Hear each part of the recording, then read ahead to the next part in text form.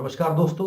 आज हम डिस्कस करते हैं कि अगर कोई एपीएफसी और ईओएओ दोनों एग्जाम टारगेट कर रहा है तो दोनों में क्या फर्क है। तो दोनों के सिलेबस में और दोनों के सिलेबस की डिफिकल्टी लेवल में कोई फर्क है भी या नहीं है, तो हमें इसके लिए हमारी क्या अंडरस्टैंडिंग है, so we will share that with you. इसके लिए APFC assistant provident fund commissioner and EOAO enforcement officer accounts officer. So क्या शुरू करते हैं।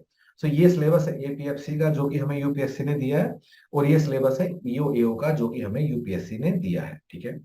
सो गाइज, अगर आप इन दोनों के सिलेबस के सारे कीवर्ड देखो, ठीक है, सो उनको ब्रॉडली आप इन 17 कीवर्ड में आप उसको डिवाइड कर सकते हो। ठीक है। तो मैंने पूरे दोनों के सिलेबस को इकट्ठा करके एक जगह रख के इन 17 कीवर्ड में मैंने उसको डिवाइड कर दिया। सो 5 ऐसे कीवर्ड हैं जो कि ईओ जो कि एपीएफसी में एक्स्ट्रा है, जो कि ईओ एओ में नहीं है।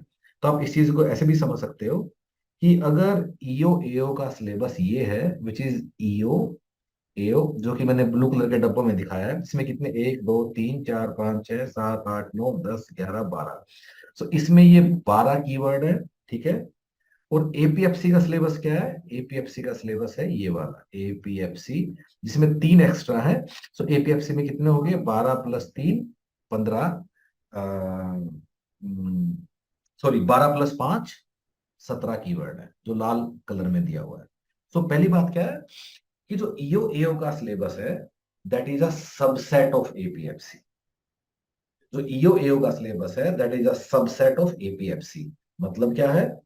अगर हम एपीएफसी का सारा सिलेबस कर लेंगे सो ईओ एओ ऑटोमेटिकली कवर हो जाएगा। इन अदर वर्ड्स, ईओ एओ के सिलेबस में एक भी ऐसा एक्स्ट्रा कीवर्ड नहीं है जो कि एपीएफसी में कवर नहीं हुआ हो। सो आप ईओ एओ का सिलेबस करो, उसमें 5 एडिशनल कीवर्ड है जो हमें एपीएफसी के लिए चाहिए, which are auditing, insurance, stats, population and globalization and culture and heritage. ठीक है।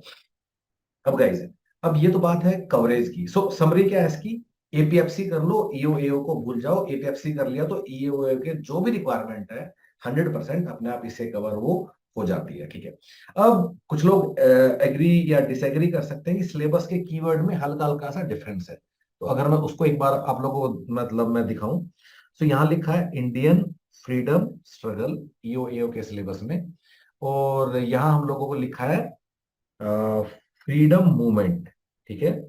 लेकिन दोनों में जो सवाल है, डिफिकल्टी लेवल है, उसमें दोनों में कोई फर्क नहीं है। ठीक है। दूसरा कीवर्ड देखते हैं एक हम कि एक में लिखा है एलिमेंट्री मैथमेटिक्स। एपीएफसी में एलिमेंट्री मैथमेटिक्स और जनरल मेंटल एबिलिटी, स्टैट्स अलग है गाइज।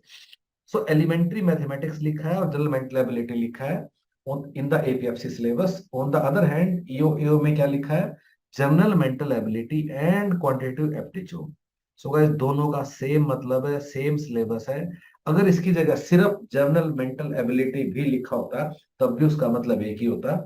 यूपीएससी के इन सारे एग्जाम्स में, रिक्रूटमेंट में, न्यूमेरिकल एबिलिटी वाले टॉपिक का अलग अलग कीवर्ड होता है, पर सबका मतलब बिल्कुल सेम है। हालांकि एपीएफसी में स्टैट्स जो वर्ड है उसको इससे क्लब मत करना, उसका एक अलग मतलब है। इसलिए स्टैट्स का हमने एक अलग रंग का, लाल रंग का डब्बा हम लोगों ने बनाया हुआ है। ठीक है। उसके उसके अलावा गाइज, बाकी जितने भी कीवर्ड है उसमें कुछ फर्क भी नहीं है। ठीक है।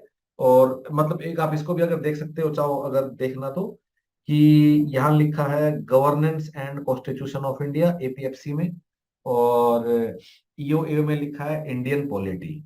सो गाइस, दोनों का एक ही मतलब है, इसमें कोई फर्क नहीं है। कई बार इस यहाँ यूपीएससी, बाकी क्योंकि हम लोग काफी एग्जाम करते रहते हैं, कई बार इसको यूपीएससी लिख देता है इंडियन यूनियन। इंडियन यूनियन, उसका भी एक ही मतलब है, उसे भी कुछ अलग मत समझना है। So having said that, what is the conclusion?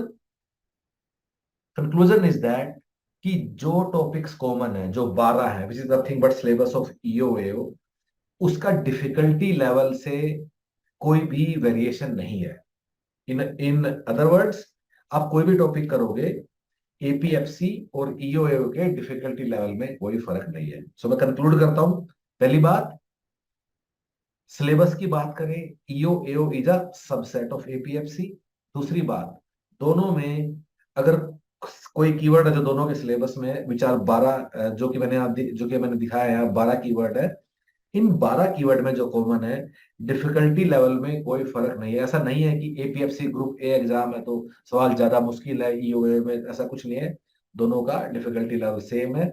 हमें अगर पढ़ाई करने के परस्पेक्टिव से बात करें, सो दोनों के लिए सेम कवरेज और सेम डेप्थ ही हमें कवर करना है, कुछ अलग करने का जरूरत हम लोगों को नहीं है।